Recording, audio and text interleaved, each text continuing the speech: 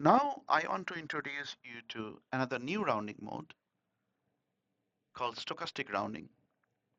This is very popular in deep neural network, particularly during training it's used quite often. And to learn this, we'll contrast this with our old friend round to nearest.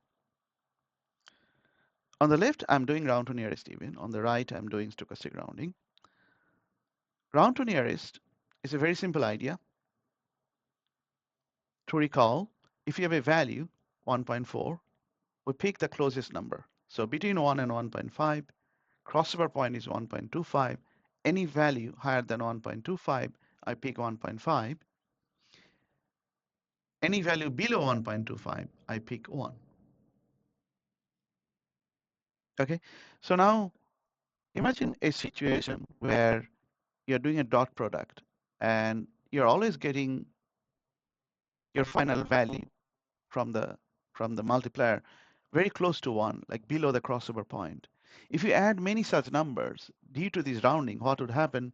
You will have a inherent bias towards 1 or the smaller value. If I go on the right side, if I have a lot of values close to 1.5, eventually I'll have a bias towards a higher number. How do you avoid that? To avoid that, we use stochastic rounding. In stochastic rounding, we don't follow the nearest direction. We rather sample either of the neighbor depending on how far we are from the neighbor. If you are close to a particular neighbor than the others, we have a higher probability to pick that number. So in this example, 1.408 is more closer to 1.5. So therefore, I have a probability of 0.82 that I'll pick that when I sample. And I have a probability of 0.18, which is much smaller, to pick 1. Okay, so let's try this in a simulation. First, I'll run this simulation in the auto mode. Look at these Q values. This will show real-time sample. And you will see that the sampling rate of picking 1.5 is much higher than 1 because it's much closer to 1.5. So let's do that. You see that more often it's picking 1.5 than 1, right? If I move it to the left, just the opposite, you'll see more often it's picking 1 than 1.5. Right? Another thing to notice is the running mean.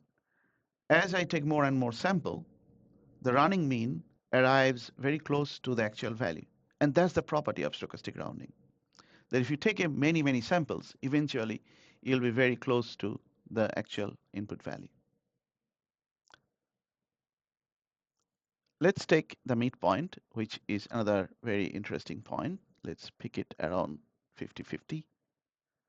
Around 50-50, my input value is 1.248, roughly. It should be 1.25. And if I run it, you will see the running mean starts very high and then slowly it converts to 1.25. So as we keep increasing the number of samples, you'll see it stays much closer to 1.25. Of course, there is a little bit of bumpiness. It depends on the probability and the sampling rate and so on. But you will see that this will converge. Now, it can start with depending on which side it started. So I said that it'll start with a very high value. It could start with a very low value and then eventually converts to 1.25. So let's reset and start. This time it started very nicely, but if you try a few times, you will see that it starts from different points, but eventually it will arrive at 1.25.